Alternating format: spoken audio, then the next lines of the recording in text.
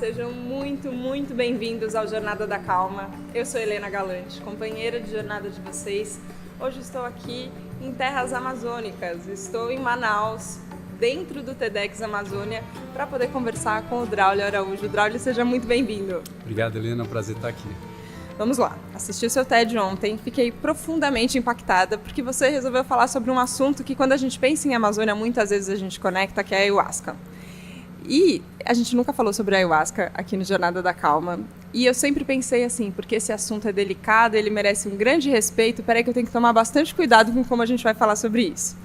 E o que eu senti da sua fala é que tem duas abordagens, ou pelo menos eu leio assim, que tem uma abordagem científica que a gente pode olhar para essa cultura e para essa medicina, e tem uma abordagem espiritual. E eu queria saber, até para a gente pensar, como é que a gente organiza esse papo aqui. Se você enxerga essa divisão, se existe essa divisão, é só um jeito da minha mente pensar. E se caso ela exista, por onde a gente começa a se aproximar da ayahuasca? O que é o caminho que você enxerga como o melhor caminho para a gente entrar em contato? Bom, primeiro eu acho que a abordagem respeitosa à ayahuasca é o primeiro passo importante para que a gente consiga falar sobre ela com abertura, né? Realmente existem esses dois lados no Draulio. O Draulio às vezes então coloca o boné do cientista e às vezes ele coloca o boné daquela pessoa que tem uma prática pessoal com a ayahuasca e que tem todo esse respeito que vem dessa prática pessoal, né? Quando eu comecei a trabalhar com a ayahuasca, eu era professor da USP de Ribeirão Preto, dominava então na época uma série de técnicas que são capazes de avaliar o funcionamento do cérebro de maneira não invasiva, como a ressonância magnética funcional. E aí em 2005, dia 2 de novembro de 2005, eu fiz uma primeira experiência com a ayahuasca numa igreja do Santo Daime que tinha próximo a Ribeirão Preto. Movido muito pela curiosidade mesmo, tinha um aluno meu de doutorado na época que frequentava essa igreja do Santo Daime e me convidou então para participar de uma cerimônia com ele lá nessa igreja. Fomos até a cerimônia de noite inteira, porque era uma cerimônia especial de dia de finados, e fiquei muito impactado com a experiência, particularmente com a ideia, e eu sendo neurocientista, particularmente com a ideia de que enquanto eu estava sob o efeito da ayahuasca, eventos que se pareciam tão reais quanto essa conversa que a gente está tendo aqui agora, apareceram lá também. E elas vinham como uma característica de sonho, só que com uma diferença muito significativa com relação a um sonho. Porque geralmente quando a gente sonha, que a gente acorda do sonho, a gente olha para o sonho e desconstrói o status de realidade que o sonho tem, né? Você acorda do sonho, você diz, se for um sonho bom, você fala, ai, que pena que eu acordei. Se for um pesadelo, você fala, ai, graças a Deus que eu acordei. Mas isso significa que aquilo foi só um sonho. No caso da ayahuasca, quando eu despertei, entre aspas, daquela experiência, aquilo não era só um sonho. Então, na cabeça de um neurocientista, era muito curioso aquela experiência que eu estava tendo naquele momento, de lembrar daquilo que eu tinha vivido, não como um sonho, e olhar para aquilo e falar, caramba, aquilo aconteceu de certa maneira. Isso traz na cabeça de um neurocientista uma característica muito profunda e particular, que é a ideia que efetivamente o nosso cérebro constrói e define o que é real. Tanto é que quando a gente está sonhando, a gente acorda do sonho. Então isso significa dizer que enquanto a gente está sonhando, aquilo que a gente está sonhando é real. Quando a gente acorda, o status de realidade se destrói. No caso da ayahuasca, isso não aconteceu. Então, essa perspectiva de ter uma clareza muito íntima, que o conceito, inclusive, de realidade é construído pelo nosso cérebro, acabou motivando essa cabeça de cientista curioso de tentar identificar como o cérebro funcionava, então, quando ele estava sob efeito da ayahuasca. E foi aí, em 2005, 2006, que a gente começou essa jornada. Agora, quando você começa a investigar, então aí com esse boné de cientista, e ainda bem, né, que a gente tem essa conversa entre esses dois mundos, quando você começa a investigar, eu imagino, e aí você, do lado de dentro é que pode contar melhor, claro, mas tem o estigma de trabalhar com uma substância psicodélica, ainda que no Brasil a situação da ayahuasca seja legalizada, permitida dentro dos contextos ritualísticos, mas tem um estigma que a gente carrega, né? Enfim, que a gente entra em contato, mas ao mesmo tempo também do que você compartilhou ontem, começaram a surgir muitas descobertas muito promissoras. Como é que você vê isso dentro da academia? Que momento a gente está vivendo agora? Eu diria que de quando a gente começou em 2005, quer dizer, a gente está falando de quase 20 anos atrás, muita coisa mudou. E boa parte desse estigma tem sido desconstruído pela própria ciência, não só na ayahuasca, mas com outras substâncias que são da mesma classe de substâncias da ayahuasca que a gente conhece como substâncias psicodélicas, né? Como é o caso da psilocibina, como é o caso do DMT presente na ayahuasca. E muita coisa mudou porque as pessoas começaram a perceber, através da linguagem da ciência, que todos os argumentos que a gente utilizava para proibir essas substâncias são argumentos que estão caindo por terra. Essas substâncias, todas elas foram proibidas a partir de 1970, a partir do governo Nixon. Então a imagem dos psicodélicos ela é construída em cima dessa proibição, que classifica as substâncias psicodélicas dentro de um sistema de classificação americano, que é feito pelo FDA americano, que classifica as substâncias psicodélicas como Schedule I, como elas são conhecidas. Então, substâncias de Schedule I são aquelas substâncias que têm risco de morte, alto risco de dependência e nenhuma aplicabilidade médica, clínica evidente. Então, a substância Schedule I, ela serve para veneno de jararaca, por exemplo. Ela serve para a estricnina, ela serve para os venenos. E quando a gente olha para os psicodélicos, e quando eu comecei a fazer ciência com psicodélico dentro desse véu de proibição, eu comecei a olhar e falei, gente, tem alguma coisa estranha aqui, porque efetivamente o risco ele existe naturalmente para algumas pessoas, então, mas como existe para tudo, como é montanha-russa não é para todo mundo. Sim. Então existe esse risco para algumas pessoas, mas o número de pessoas é muito pequeno.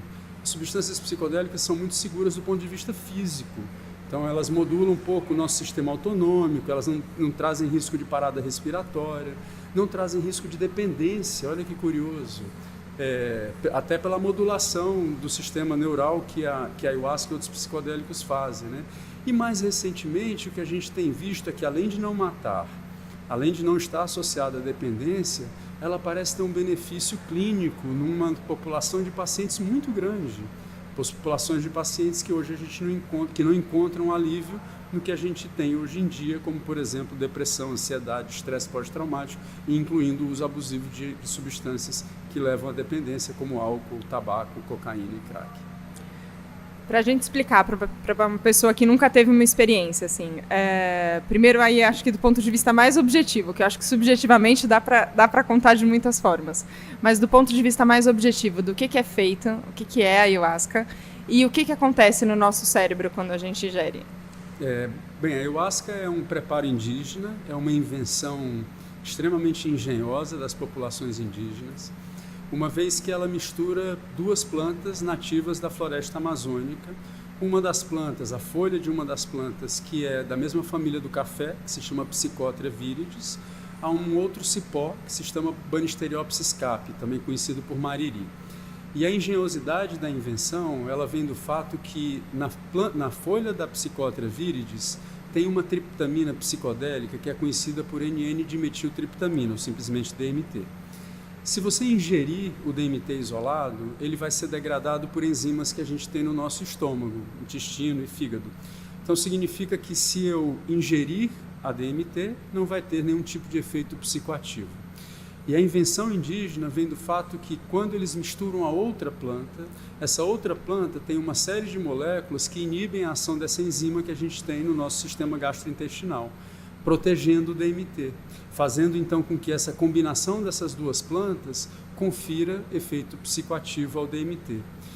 E isso é muito curioso, quando a gente pensa nessa invenção sendo feita na floresta amazônica, porque de onde vem essa invenção? Acho que esse é o primeiro ponto que eu considero super relevante da gente tocar, porque a gente está falando de um bioma que tem da ordem de 16 mil espécies de planta. Eu fiz uma conta simples para tentar entender qual seria a probabilidade da ayahuasca ter sido inventada ao acaso. E a conta foi, temos 16 mil espécies de planta. Na ayahuasca a gente utiliza o tronco de um cipó, o caule de um cipó, e junto à folha de uma outra planta, então 2 partes de planta. Então são 16 mil plantas, cada uma tendo 6 partes. Isso aí dá uma probabilidade de 10 a menos 12. Só para a gente ter uma ideia, a probabilidade de se ganhar na Mega Sena é 10 a menos 8. A probabilidade de você escolher um grão de areia na praia é 10 a menos 12. 10 a menos 8 para você ganhar na Mega Sena significa dizer que é 10 mil vezes mais fácil você ganhar na Mega Sena do que você inventar a ayahuasca ao acaso. E essa estimativa é grosseira, né? Porque, veja, sim, além de eu juntar as 2 plantas, eu tenho que ferver elas em água por um período super longo de tempo, muitas vezes dias. Tem várias espécies das mesmas plantas que têm efeitos distintos. Então, acho que o primeiro ponto importante da gente tocar é essa mágica, né? Que vem das comunidades indígenas e que hoje permanecem num grande mistério para a ciência saber como a ayahuasca, então, foi verdadeiramente inventada, sabendo que talvez o acaso não seja a principal ou melhor explicação desse caso específico.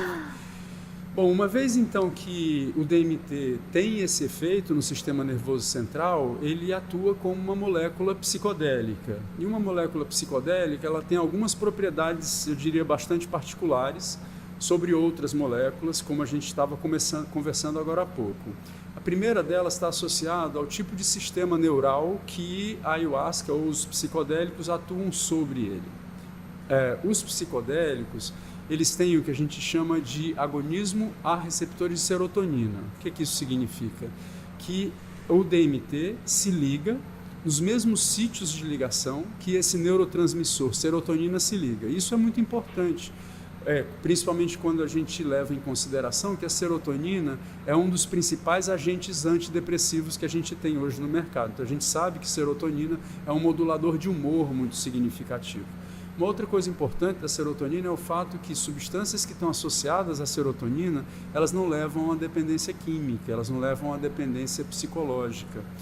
Então daí o fato de que a gente traz a noção de que a ayahuasca não leva a essa dependência química. Bom, uma vez então que a DMT tem esse acesso ao cérebro, ele promove todos esses efeitos psicodélicos que no caso da ayahuasca, de forma geral, eu poderia dividi-los em 4. O primeiro e mais conhecido são os efeitos de náusea, vômito e muitas vezes diarreia que a ayahuasca promove. É muito comum a náusea, vômito também comum, mas um pouco menos comum do que a náusea, e a diarreia é menos comum do que os dois. Dentro das culturas indígenas ou das culturas ayahuasqueiras, como são conhecidas as religiões ou os outros grupos que fazem uso da ayahuasca, esses efeitos de náusea, vômito e diarreia são considerados efeitos de limpeza. É um primeiro estágio, entre aspas, dos efeitos da ayahuasca, que seria essa primeira parte de purga, que também muitas vezes está associada a suor, a tremor, a choro e a outros processos fisiológicos que são interpretados como esses processos de limpeza. Do ponto de vista mental, o efeito mais comum são as visões, que muitas vezes elas acontecem, a maior parte das vezes acontece de olhos fechados. Muitas vezes você abre os olhos, as visões elas somem. Parecidos a um sonho, mas tem algumas diferenças com relação a um sonho. Essas visões que as pessoas têm, elas muitas vezes estão associadas a padrões lindos, padrões geométricos, coloridos. A maior parte das vezes são padrões coloridos, mas muitas vezes você pode ter visões mais complexas. Visões, por exemplo, de uma conversa imaginária com uma pessoa conhecida, com uma pessoa desconhecida ou com uma entidade, por exemplo. O terceiro efeito que é muito comum na ayahuasca é um aumento significativo de introspecção. Introspecção é essa habilidade que a gente tem de estar ciente dos nossos próprios pensamentos e das nossas próprias emoções. Quando a gente está conversando aqui agora, muito provavelmente você está aqui olhando para mim e falando e a tua cabeça foi em outro lugar, num problema, numa coisa que você tem que fazer. A nossa cabeça tem essa inquietação, né, que o budismo chama dos macaquinhos da mente. Então, na ayahuasca, durante os efeitos da ayahuasca, parece que a gente ganha um pouco mais essa habilidade de estar bem centrado nos nossos pensamentos, estarem muito claros os nossos pensamentos e as nossas emoções que estão acontecendo naquele momento. É como se a ayahuasca ancorasse a gente de maneira muito forte no presente. E o quarto grupo de efeitos está mais ligado a esses efeitos místicos, ou experiências místicas, ou experiências que compõem esse mundo dos espíritos, por assim dizer, né? Ayahuasca é um termo em Quechua, que é uma língua falada por ameríndios ainda hoje, e que significa a videira das almas. Então, essa característica da ayahuasca, as experiências místicas, as experiências ligadas a esse mundo espiritual, compõem, eu diria, uma parte muito importante dos efeitos da ayahuasca também. Agora eu vou querer entrar numa parte mais subjetiva, porque queria te contar que eu tive uma experiência com a ayahuasca que foi bastante assustadora, assim. Eu não sabia o que fazer. Eu acho que talvez se eu tivesse estudado um pouco mais, ou lido um pouco mais a respeito, talvez eu soubesse um pouco mais o que esperar, mas ali eu falei, não, deixa eu experimentar sem ter toda a bagagem, né? Porque eu acho que hoje, como tudo, né? Todas as informações são acessíveis, tudo é muito mais popularizado, mas ao mesmo tempo tem de tudo, assim, né? Uhum. Tem um descompromisso, né? Inclusive com todas as coisas que são divulgadas. E a hora que você entra em contato, que seja com seus próprios pensamentos, eu tomei um susto, assim, eu falei, meu Deus do céu, o que é tudo isso que a minha cabeça fica pensando o tempo inteiro? Uhum. E o próprio movimento de introspecção que você comentou, ele também, a gente está tão desacostumado a ele que tem um baque, né, que acontece. Mas, ao mesmo tempo, esse ponto místico que você falou. Então, uma noção de conexão, de repente perceber que a gente está conectado com as outras pessoas, de que a gente está conectado com as outras espécies, de que a gente está conectado com o planeta. Tem uma sensação de gratidão pela vida, assim, parece, né? Que você recebe isso, e isso muda, inclusive, a sua perspectiva de tomar decisões cotidianas, né? E eu fico pensando, a gente está aqui em Manaus, né? Então, a gente está na Amazônia, que está passando por muitas situações complicadas, acho, como o nosso planeta está passando, né? Aí acho que talvez do ponto de vista menos científico, mas do ponto de vista mais subjetivo, pessoa física, Draulio, como você encarou, se isso aconteceu com você também em algum momento, assim, do susto, do medo, das emoções que despertam, parece que o universo que você entra, que é tão grande e mágico, encantado e um pouco incompreensível, mas ao mesmo tempo também muito vivo, traz muitas experiências e tem efeitos. Então, como é que foi um pouco isso para você? E como você sente que também talvez o que a gente precise hoje passe também por essa visão mais encantada que eu acho que os povos originários trazem para a gente tanto, né? De olhar para tudo e falar, ok, tem uma interdependência, né? Já que você citou os budistas ali também, que faz parte. Eu diria que há muitos anos, há milhares de anos, a gente ouve diferentes culturas trazendo para a gente a importância da gente conseguir estar no presente. Cada vez mais isso se torna mais difícil. Então, a gente está sempre conectado ao futuro ou a gente está conectado ao passado. A gente pode, inclusive, pensar em transtornos mentais com essa clareza de futuro e passado. Então, se a gente fizer uma ligação da mente no futuro com um transtorno mental, muito claro que a ansiedade representa essa mente no futuro. Da mesma maneira que a depressão, em boa parte, representa essa mente no passado. Então, a ayahuasca, assim como outras práticas de outras culturas, como a meditação e o yoga, elas têm essa característica de, com muita clareza e com muita força, lhe trazer para o presente. E a gente não está habituado de viver no presente. Então, eu diria que boa parte desse nosso susto inicial vem dessa imposição, entre aspas, de que a gente vai viver o presente naquele momento. E quando a gente começa a viver o presente, efetivamente é uma prática e uma possibilidade que a gente tem de entrar em contato com quem a gente realmente é. Então, eu diria que boa parte da experiência mística que a gente tem quando está sob efeito da ayahuasca, ela também está conectada a essa experiência mística espontânea que acontece em outras culturas quando elas estão meditando ou quando elas estão praticando yoga. É a mesma experiência da sua mente no presente. E eu diria que é essa experiência que muitas vezes que a gente não está habituado e que a gente deveria tentar praticar mais, que faz com que a gente tenha essa conexão, como você falou, com outros seres, como as pessoas gostam de dizer, com a natureza de forma geral. Quando você estava explicando ontem, acho que as imagens ajudam, né? Que também são coisas que a gente não vê acontecendo no nosso cérebro, né? A gente percebe internamente o que está acontecendo, mas a gente não vê. E quando tem essas imagens, então, de ressonância do que acontece no cérebro, quais são as conexões, como é que as sinapses funcionam, são muitas coisas que a gente, leigo, não imagina que é assim, né? E você comentou sobre a possibilidade que os psicodélicos acabam ajudando, desenvolvendo, de você quebrar padrões que são repetitivos, né? E eu acho que talvez isso tenha a ver com essa ideia do passado, né? De muitas vezes a gente está preso no passado, mas essas coisas que a gente fica ruminando, né? E eu penso quanto dessas ruminações não tem a ver, inclusive, com atitudes destrutivas que a gente tem, inclusive em relação ao meio ambiente, né? Onde a gente vive. Isso dá para ver acontecer e dá para ver também as pessoas que acabam se dedicando a esse caminho, colhendo bons frutos, assim, a gente para de ficar agarrado nessas ideias.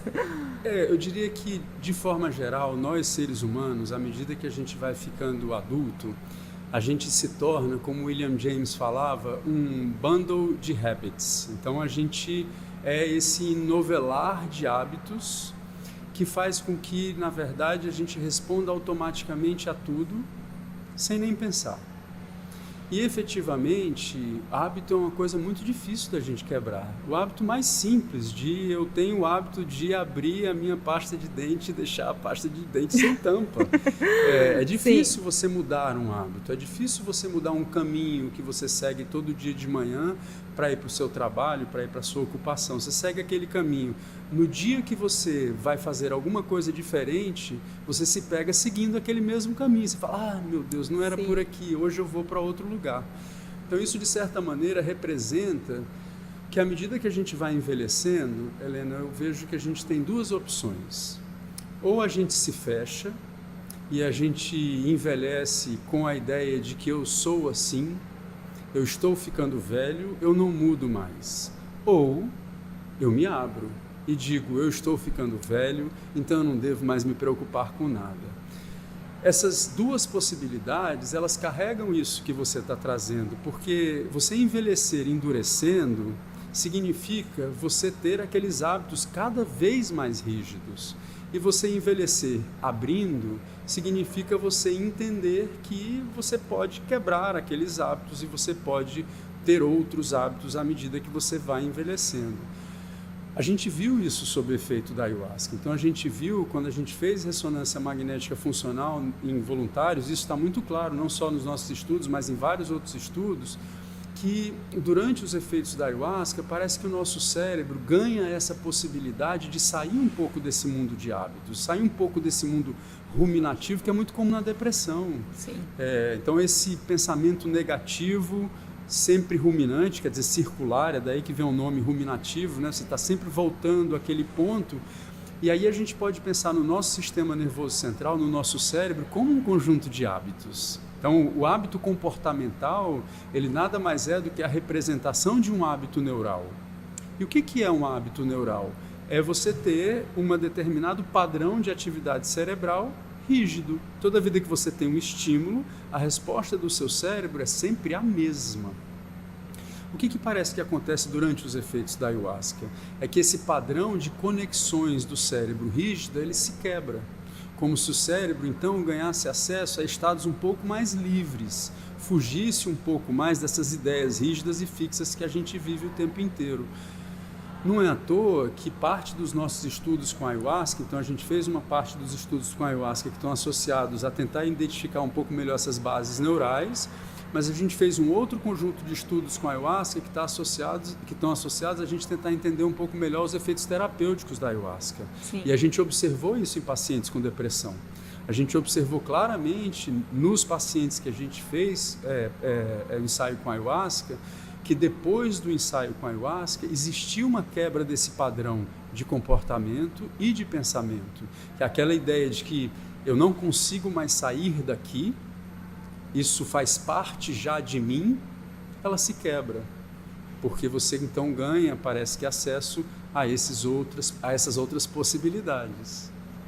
Para a gente terminar, Draulio, eu queria, ainda no universo das possibilidades, eu acho que no universo dos sonhos, desse jeito que não é só o sonho quando a gente está dormindo, mas o que a gente aspira, assim, e dessa forma colorida e bonita, que você falou que às vezes se apresenta também durante uma sessão de ayahuasca, mas aqui pensando, a gente juntos, e eu sinto muito isso, assim, que uma conversa é sempre uma possibilidade da gente sonhar junto alguma coisa, né?